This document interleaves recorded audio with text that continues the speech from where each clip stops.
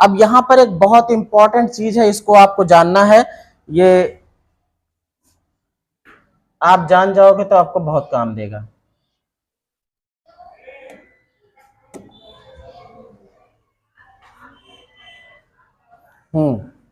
एक बहुत जरूरी जानकारी कंस्ट्रक्शन के में जो यूज होती है, और अगर उसमें गलती करते हो, आपने देखा होगा तो पहले हम लोग दीवार बनती है या प्लास्टर होता कुछ भी होता तो उसे पानी का छिट्टा मारते रहते काफी दिन तक ना। ऐसा क्यों करते हैं? उसका जवाब है इसमें। हाँ बताओ। पक जाए। अच्छा, कैसे वो पक जाता है? उसमें क्या होता है कि फिर वो हार्ड हो जाता है, कस के जुड़ जाता है, वो बात इसमें बताई गई है। क्या होती है? कैसे जो है, अगर दीवार चुनी गई है, ईंट पे ईंट लगाया गया, फिर प्लस्तर भी किया गया, फिर उस पर पानी का स्प्रे मारते रहते हैं, कुछ समय बाद जो है 10-12 दिन बाद जो है बढ़िया से दीवार एकदम मजबूती से जुड़ जाती है। कैसे जुड़ जाती है? ऐसा क्या होता है उसमें? दरार ना है। बात हो गई वही कि मतलब जुड़ कैसे जाता है मजबूती से, ये बताओ।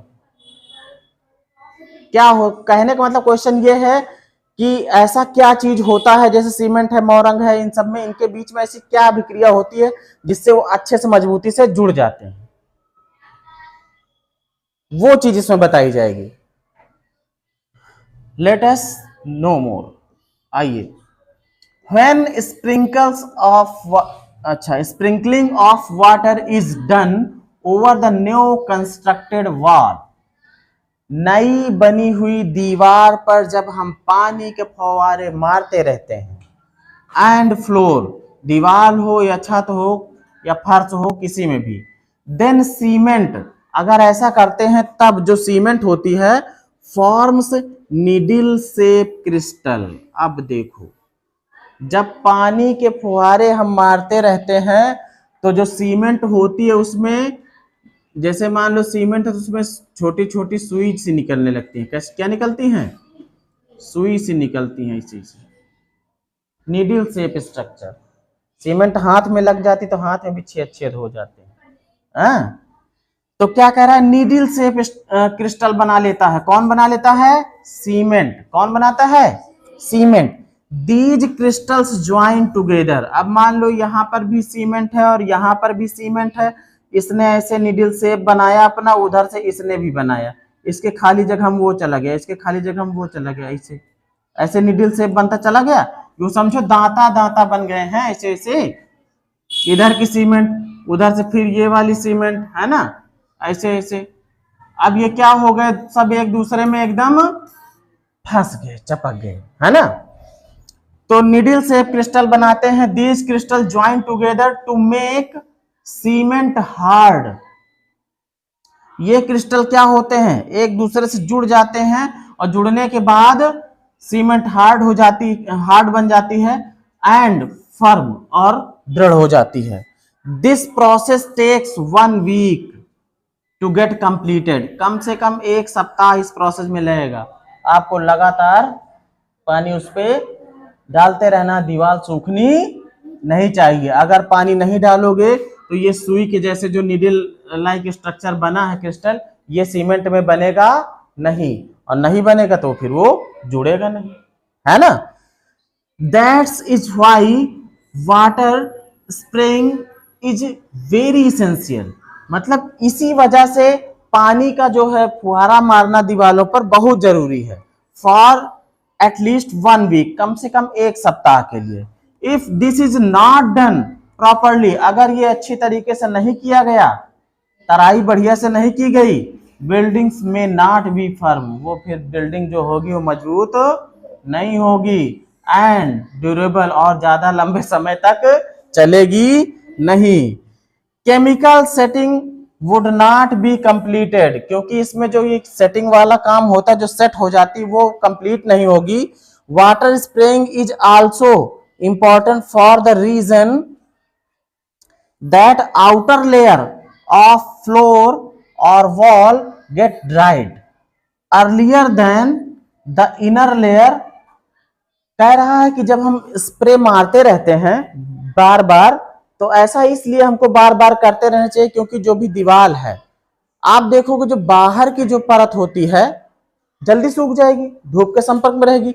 लेकिन जो अंदर है, जैसे इतनी दीवार मोटी है, मान लो इतनी मोटी दीवार है, यहाँ मान लो ईंटें ईंटें हैं, ठीक है, और जो भी मसाला है, ठीक है। अब देखो यहाँ वाला मसाला जो है जल्दी सूखेगा, बाहर बाहर वाला, लेकिन अंदर नमी रहेगी, अंदर तो रहेगी ना। तो कह रहा है कि बार बार फुहारा मारते जाओ ऊपर से, क्योंकि ऊपर वाले को भी पानी की मात्रा मिलती रहे। अंदर तो रहेगी लेकिन ऊपर नहीं रहेगी।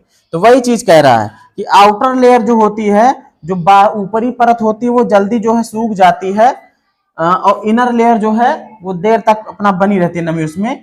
If it is not done so, the water vapour forms after drawing inner layer. अब देखो, अगर ऐसा नहीं करोगे तो जो अंदर है, अंदर की जो परत है, यहां पर अंदर वाले में, यहां क्या फॉर्म हो जाएगा, यहां वाटर वेपर, जलवाष्प फॉर्म होगी। कैसे फॉर्म होती है आपको पता है कि भाप कैसे बनती है? भाप बनती है धूप जब किसी नम चीज पे पड़ती है तभी तो भाप बनती है। जैसे मान लो ये दीवार है, ये क्या है?